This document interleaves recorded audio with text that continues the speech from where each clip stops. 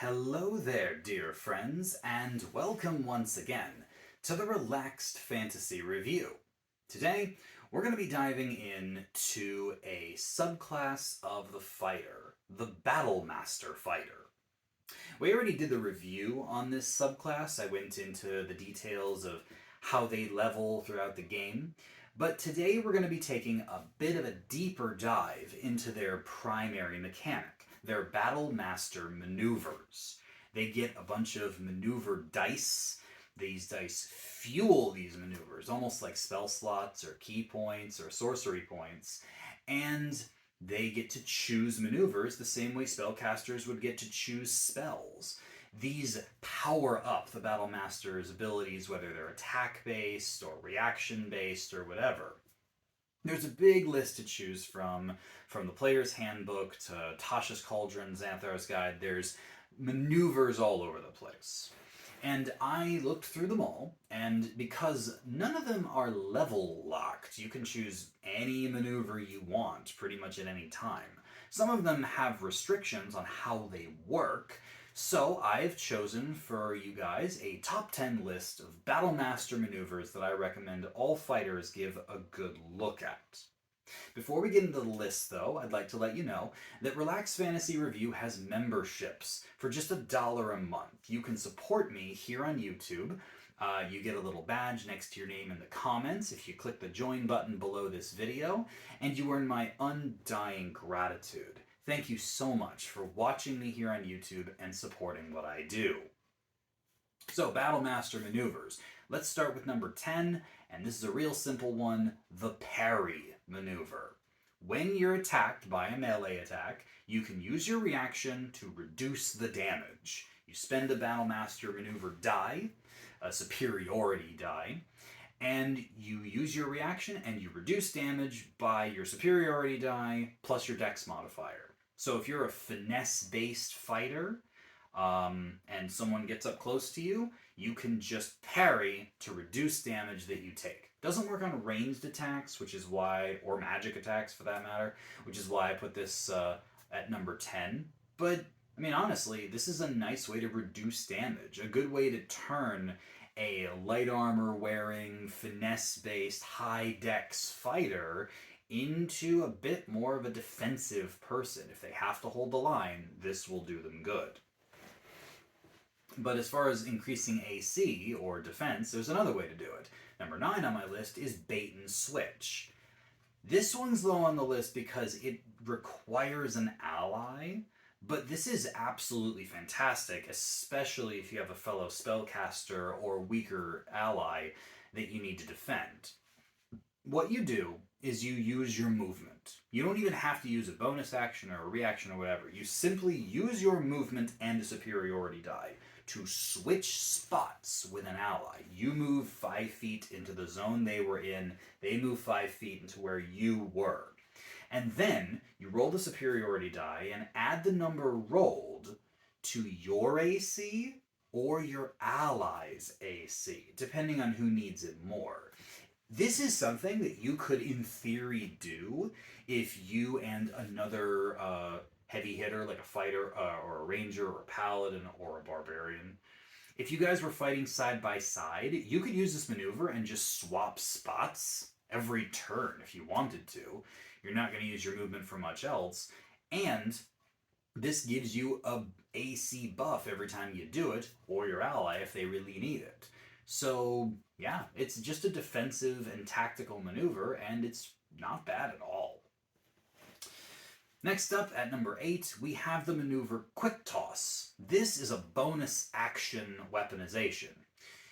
You use your bonus action and your superiority die, and you can throw a weapon. Basically, you can attack with a thrown weapon, a javelin, a dagger, whatever you need to use, and if it hits, you add the superiority die to the damage.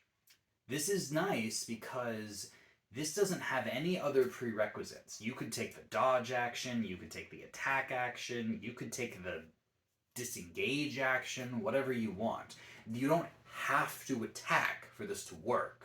So, if you have to spend your action doing something else for some reason, as a fighter, then this allows you to still get an attack off. It's a thrown weapon attack, so it's not going to be super powerful, but it's something, and you do get to add your superiority die to the damage. And if you are just attacking, wailing on someone with your big two-handed weapon, there's nothing wrong with just pulling out a dagger and throwing it at someone else if you haven't used your bonus action for something else. So, solid for quick toss. Next up, we have pushing attack. This is number 7 on my list. Pushing attack says that when you land an attack, and this can be melee or ranged, the enemy makes a strength save or gets pushed 15 feet away from you. So this can be a real handy way to force enemies away from you or away from an ally. If you're fighting side by side with a spellcaster, someone who's low on health, you can use pushing attack to shove an enemy away while still doing your regular damage, and you add the superiority die to the damage. But the thing I love most about this is that you can do it with a ranged weapon too. If you see a spellcaster getting hassled, you shoot your bow over at the enemy and just shove them with your arrow. That's just cool to me. And a really, really nice power. But then number 6 actually takes it a step further, and it's the trip attack power. It works almost exactly the same. It's when you land an attack, ranged or melee, the enemy makes a strength save, and if they fail, you add the superiority die to the damage, and they get knocked prone. This is actually more for yourself. Pushing attack gets enemies away from you and away from your allies, whereas trip attack is something you'd use in close combat. You smash a creature, they fall over. Once they're prone, all your attacks against them have advantage. So if you're going to action surge and you have extra attack, you can use trip attack on your first attack to just set yourself up for success on all your subsequent attacks. Very strong. Alright, let's get into the top 5. Number 5 is menacing attack. Upon landing an attack, ranged or melee again, and I really like those ones that let you just choose whatever weapon you like. Upon landing an attack, enemy makes a wisdom saving throw. If they fail to save, then they are frightened of you until the end of your next turn. Frightened enemies have disadvantage on their attacks and cannot willingly move closer to the source of their fear. This works great again for ranged attackers. If you've got an enemy charging you and you shoot them and you use menacing attack, they have to stop in their tracks for a turn. Not to mention, you can still add the superiority die to the damage, so you're adding extra damage. And if it's a ranged enemy and they don't have to come closer to you, they're still going to attack with disadvantage. So win-win menacing attack is great for both offensive and defensive purposes. Now, number 4 is fainting attack. Fainting attack is a bonus action to use, and you have to use your superiority die to it. But what it does is it gives you advantage on your next attack, and there's no saving throw. That's why it goes above trip attack. Trip attack gives you advantage if you manage to trip the opponent, but they have to fail a strength save. Whereas fainting attack just gives it to you. If you're a fighter who loves to land stuff with Great Weapon Master, and you really are getting hurt by that -5 penalty, using your bonus action to grant you automatic advantage is awesome. Plus, you get to add the die to the damage yet again. And I think that the fact that, yes, trip attack could potentially grant you multiple attacks at advantage, which is cool, but the saving throw does give you pause.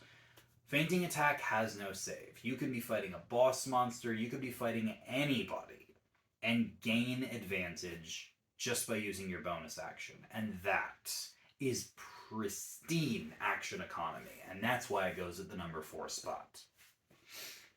Number 3 doesn't have anything to do with damage at all. It's the Rally Battlemaster maneuver. The Rally maneuver allows you to use your bonus action and your superiority die, and choose an ally nearby. And if they can see and hear you, then you can use your bonus action to grant them temporary hit points, equal to the superiority die plus your charisma modifier. Assuming that you've got a decent charisma, if you've put something into it, maybe 14 or something, and your superiority die is a d8, for example, then you're going to be giving your ally 6 or 7 temporary hit points with just a bonus action. I mean, that's bardic inspiration level support right there. I mean, maybe not quite that good, but it's still awesome. Handing out 10 hit points as a bonus action, and you remember, your superiority dice come back on a short rest. Doing this when you've got an ally who's about to charge into the fray, or who is really, really hurting, just throwing a rally their way doesn't interrupt your action economy. You can keep attacking, keep doing your normal stuff. You just use a bonus action, and bam, you've buffed an ally. That's cool. And the Battle Master is a tactician, someone who works to help the battlefield run smoother. Assisting allies, very powerful. And 10 hit points is a great way to do that. But there's another way you can do that. Number 2, the second best Battle Master maneuver in my opinion, distracting strike. When you land an attack, melee or ranged, you add the superiority dice to the damage, and you grant your ally advantage on the next attack against that target. So again, there's no saving throw against this. You just hit an enemy and designate them as distracted. Your ally will then get advantage. This is almost like mixing an attack action with the help action. Using your action to help an ally by distracting an enemy grants them advantage. This does that while you attack. Doesn't cost a bonus action, doesn't cost a reaction, costs you a superiority die, which is going to grant you extra damage anyway. And if you have a rogue in the party who needs to land their sneak attack, or a ranged ally who's trying to get a sharpshooter shot on them or something like that, this is invaluable. I'd rather give this out than 10 hit points 9 times out of 10. And without a saving throw to boot, that's just amazing. That's just great. And yeah, so Distracting Strike, one of the best. There's only one Battle Master maneuver that I would give the highest marks above Distracting Strike. The number 1 recommendation I have, Precision Attack. Precision Attack does something that no other maneuver we've talked about so far does. Parry reduces damage. Bait and Switch adds AC.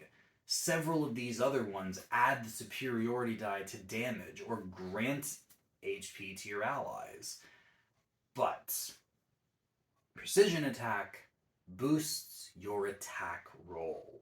You see, all of these maneuvers, pretty much, other than parry and rally and that sort of thing, all of them require that you actually hit the enemy in order for them to be worth anything. If you don't hit, you can't trip them, you can't push them, you can't gain, give your enemy advantage, you can't, or your ally advantage rather, you can't do any of that stuff if you don't hit. But Precision Attack boosts your chance to hit. When you attack, and you can do this before or after the attack roll, which is actually really nice. I don't know why you do it beforehand, but choosing after you miss with a crucial attack, just roll your superiority die and add that to your attack roll. That is a big boost. That's bigger than Bardic Inspiration is going to be most of the time. And there are fighting styles out there, or even feats, which will boost your attack bonus. Boosting your stats boosts your attack bonus, but this boosts it by an entire extra die roll. Like, the Bless spell gives you a D4. This will give you a D8.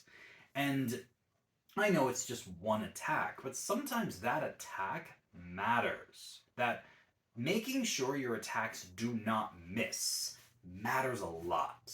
The last time I played a fighter, I was playing in a one-shot, and I was playing the hand crossbow expert shooting fighter, where I could get off multiple attacks per turn, both with my action and bonus action. And I remember I was fighting against an enemy who gave me disadvantage on my shots. And I decided I didn't care. I was just gonna beat the odds by action surging and making like half a dozen attacks against this enemy. And I was like, I'm gonna hit them with at least one or two of them. But I didn't. I wasn't playing a Battle Master, and I missed with all of my shots. I just shooting my crossbow, and the enemy just matrix dodged all of them because I had disadvantage. It was a rough turn, and thankfully I had a friend to help remove the disadvantage. But if I'd had precision attack, I could have added my superiority die to those attack rolls, turning half a dozen misses into at least a couple hits. And that is why precision attack takes number one. Most maneuvers, most attacks don't matter if you miss. And precision attack says, don't worry, you're probably not gonna miss. And that is something that no other maneuver can do, and that is why precision attack gets the number one spot. This has been the Relaxed Fantasy Review. If you enjoyed the video, please like and subscribe down below. Have a look for the join button down there, and keep your eyes peeled for more mechanics reviews coming down the line soon. Have a good one, my friends.